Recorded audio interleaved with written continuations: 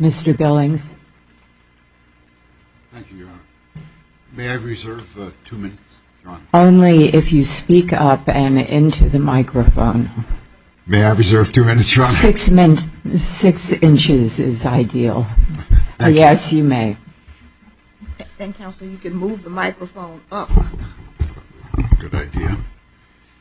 May it please the Court, this appeal presents challenges to findings in the District Court that 2 of the appellant's prior convictions qualified as predicates under the Armed Career Criminal Act.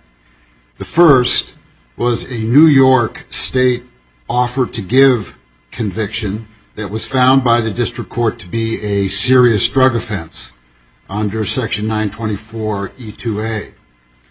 The second is a Massachusetts assault with a dangerous weapon conviction that was found to be a violent felony under 924E2B. As to the New York offer to give conviction first, this offense presents what appears to be an issue that reduces itself to how broadly or narrowly the Court wishes to construe the word involving in 924E2A.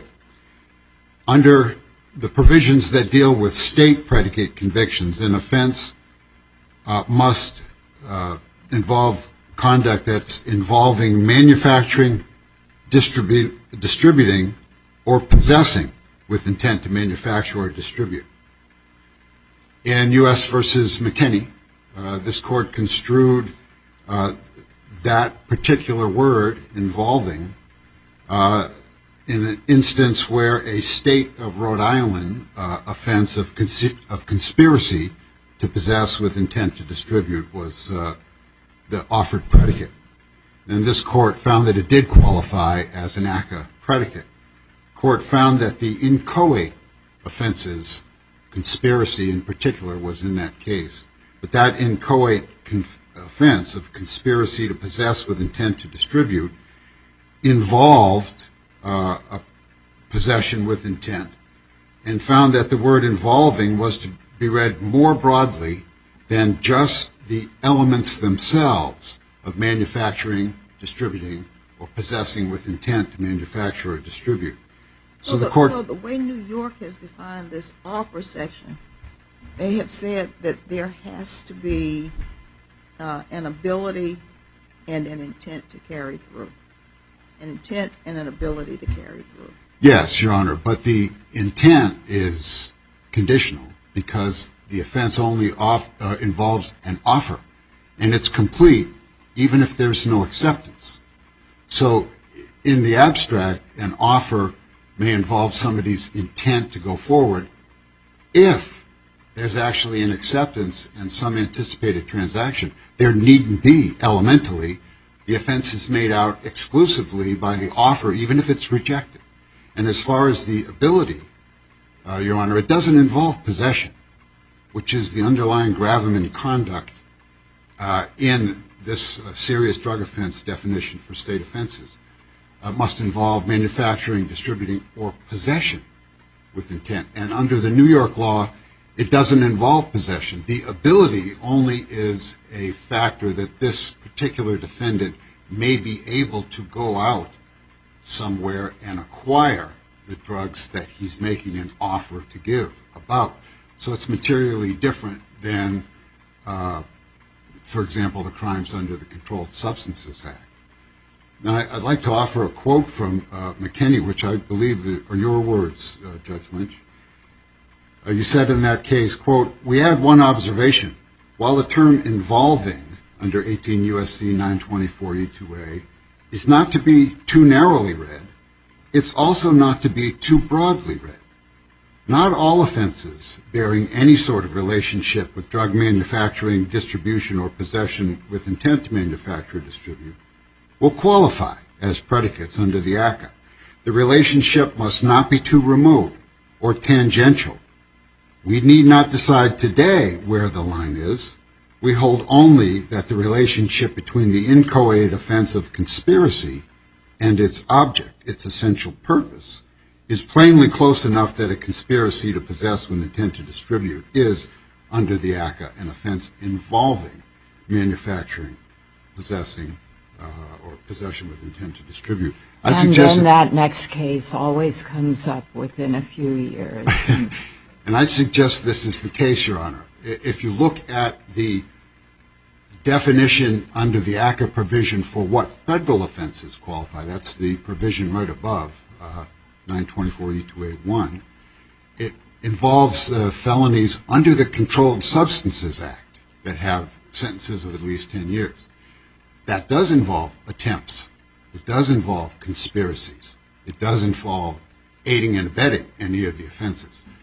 But that, Your Honor, those inchoate offenses that are incorporated into the Controlled Substance Act, this offense is very readily distinguishable. There's a number of citations in our brief to the notion that this offense is not comparable to an attempt. It doesn't involve that substantial step toward completion. I think the Del Vecchio case in this circuit involved a conference between two individuals where they met, agreed upon a price, agreed upon a payment, a method of payment, and agreed that they were going to engage in a transaction. But that meeting and that agreement was held not to involve a substantial step and did not make out an attempt. This is even one step short of that because it involves no need to make an agreement. It's just an offer, albeit in good faith, but an offer that could be rejected. Your Honor, I'd move into the second case that we've offered a challenge to, and that's the conviction for an assault with a deadly weapon, a dangerous weapon, under Massachusetts law. And I think that the case presents a tidy little question of logic. You have two methods of committing an assault with a dangerous weapon, ADW. That's an attempted battery or a threatened battery. And you've got two clauses under the residual clause, under the violent felony provisions, whether it qualifies under the force clause or qualifies under the residual clause. And I suggest that the only way the appellant can prevail is if there is one form, either attempted battery or threatened battery, that does not qualify under both. Even if one form of ADW, the attempted battery form, qualifies under one clause and the threatened battery qualifies under the other, I think the method of completing the crime need only qualify under one of the clauses. So I think the argument for the appellant to win, either of those forms must fail under both clauses. In the attempted battery side of things, Your Honor, there may be an intent to commit the crime, but it only need be an intent to commit that crime with offensive touching. That would make out the offense. Mr. Billings, you're running out of time, and I'd like to give Judge Kayada an opportunity to ask you anything he would like. Certainly, yes, Your Honor. Yes, thank you. I have no questions, Mr. Billings. Thank you. You've reserved some time. Thank you, Your Honor. Good morning, Your Honors. May it please the Court, Renee Bunker on behalf of the United States from the District of Maine. I, too, will start with the New York offense, as Mr. Billings did briefly, and point out first, consistent with McKinney, consistent with Bryant, consistent with the Second Circuit's Pasquale opinion addressing the very same statute, and the Second Circuit's King opinion, we submit that as Judge Thompson, you went right to it, as New York law defines this offense, it includes the offer to sale component of this offense. It requires that the state show both a bona fide offer to sell and that the defendant intended to commit the drug transaction and had the ability to do so. And with all due respect, I think Mr. Billings properly went to McKinney and Chief Judge Lynch's opinion, narrowing the term involving so that it, of course, doesn't mean virtually anything that might touch on the edges of the enumerated offenses. But Mr. Billings has yet to show us one case that has stretched the word involving so as to include the mere possession cases and the misdemeanor crimes he highlights. In fact, to the contrary, the New York cases cited Mike is a good example where the court reversed a conviction because there was an insufficient evidence of the ability to consummate the sale. And even though the defendant approached two officers, they dickered a bit whether it was going to be dime bags or 20s. He got into their car. They drove to a building. The officers wouldn't front him the money or go into the building, and therefore the transaction ended. I have yet to see a case offered by the appellant that is a simple rebuffing of an offer as sufficient evidence under the offer to sell. And in fact, the Samuels evidence in the case we saw and the Atkinson cases also demonstrate how much more evidence is required. And I would just point out that the substantial step, like an overt act, is not required here, but the Del Vecchio case that appellant seems to think is binding First Circuit precedent isn't from the First Circuit, it's the Second Circuit. And that case, this circuit in Dworkin, explicitly rejected both distinguished on the facts and the law in terms of that Del Vecchio case. So we would submit that's not the proper test, and it's something more akin to the model penal code, which this court has adopted. And here, in light of how the New York has defined those elements as a bona fide offer with intent to commit the transaction and the ability to do so, that necessarily incorporates some preparation and is sufficient here. With that, I'll move on to the second predicate. And we have two standalone claims here, of course, the elements clause and the residual clause. I will touch just briefly on the elements clause and maintain that pursuant to AM and this court's post-Champ-the-Chack opinion, that both Chief Judge Lynch and you, Judge Thompson, were on that opinion, that the court should find, given how Massachusetts defines this weapon, dangerous weapon, as either a weapon designed to cause death or serious bodily injury, or when as used by the defendant is capable of causing serious bodily injury. In light of the other elements that I'll go over in a moment, it should still continue to qualify as an attempted or threatened use of force. And that's particularly appropriate in light of what the Massachusetts courts have done. In Clark, for instance, very similar, almost identical analysis of the Massachusetts recidivist statute that defines use of physical force as requiring violent force capable of causing pain or injury, and held there that under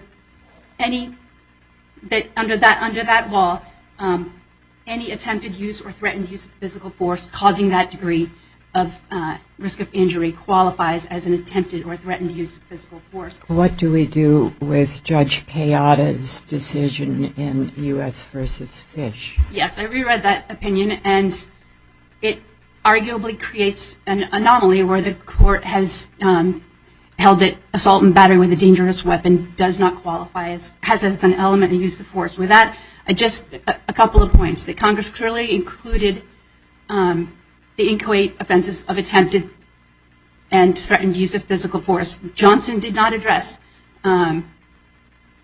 either dangerous weapons or these inchoate crimes, and in fact suggested, when suggesting what might qualify, cited to Black's Dictionary, suggested that assault and battery with a deadly weapon would qualify. And I would just also point the court to the Burke opinion out of where the Massachusetts SJC indicated that consent is not a defense to assault and battery with a deadly weapon, because that crime necessarily poses a serious risk of physical injury and therefore a harmful type battery, not the offensive touching type battery. So with that, the easier way to resolve this case is, of course... Perhaps. So when is the Supreme Court argument on the vagueness of the residual clause? I don't know the date of the argument, Your Honor. I obviously read the briefs, and our first position basically is that it is waived, but for obvious reasons the appellant has raised it in light of the supplemental briefing order. We would maintain that this court's, I think it's Hart, Kerrigan, and Dancy, that precedent remains binding, as does Sykes and James. Well, it does until the court rules on this case, and then maybe it does and maybe it doesn't. Well, I mean, Sykes, the Supreme Court itself has Sykes and James, wherein the court rejected the argument that the residual clause was unconstitutionally vague. So we would submit that unless and until the Supreme Court reverses its own precedent, that is what should govern. I'm just curious, what are the arguments before the Supreme Court in favor of vagueness? In favor of lack of vagueness? No, I've asked you your opponent's argument, not yours. I think the opponent's argument cites to various cases and just the litany of litigation that has surrounded this. The government's argument, from my review of the brief, is that numerous times the Supreme Court itself has held that this is a manageable criteria, as this court has also discussed, that this is a manageable risk assessment used in fact, the word involving is used in these substantial risk, significant risk, et cetera, is used in multiple other statutes, and that the Supreme Court should find that it is not unconstitutionally vague. Well, thank you for reading the tea leaves for me. Do you have anything further? Yes. Okay. Without, of course, conceding that ultimately that the residual clause argument, in addition to our force clause argument, is, of course, an extension of Hart, where the court found that the assault by means of a dangerous weapon, assault and battery by means of a dangerous weapon necessarily created a serious potential risk of injury to another. And so we submit that, again, as defined here, we have attempted battery, where the defendant had to intend to commit the battery by means of a dangerous weapon, and took some overt step towards doing that and came reasonably close to doing. The threatened battery assault, of course, is that the defendant engaged in objectively menacing conduct with the intent to instill in the victim a fear of an imminent battery. So we have not only a higher mens rea, but we submit, given the way those elements are defined, a threatened, as explained by Burke, the highest court in Massachusetts, that that's a threatened, harmful battery. And with that, we'll submit. Thank you. Judge Kayada, do you have any questions? Yes, I'm not sure, counsel, I'm not sure I understand what the government's argument is for us not waiting several months to see what the Supreme Court's decision is on the vagueness challenge that it sought briefing on.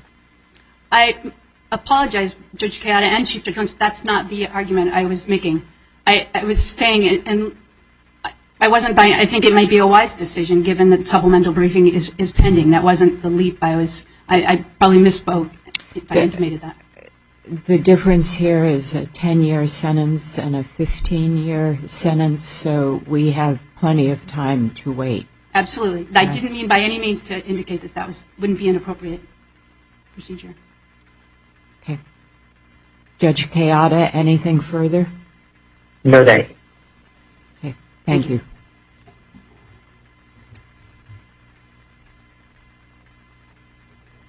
Well, Mr. Billings, start there. Do you have any objection if we were to choose to wait and see what the Supreme Court does? No, I would encourage that, Your Honor. I believe that the argument is scheduled for April 30th. I can tell the court that all the briefing is complete, and it's a date. It's either the 20th or the 30th. It's near the end of April. Okay. Your Honor, the cases that have been cited by the government, the King case from New York, that was an attempt to possess drugs. It was clearly an attempt. The Pascal case, Pascal versus Holder, involved an aggravated felony under the immigration law, and it made reference to Title 802 under Section 21 that had a definition of what a drug trafficking felony was and involved any restriction on conduct related to narcotics. So those cases involve statutes that are very much different than the offer to sell. I think the best guidance comes from Davila versus Holder, which held that the offer to sell offense under New York was not an offense under the Controlled Substances Act because it was not the equivalent of an attempt. So I think that's the more case that's more on point in our situation.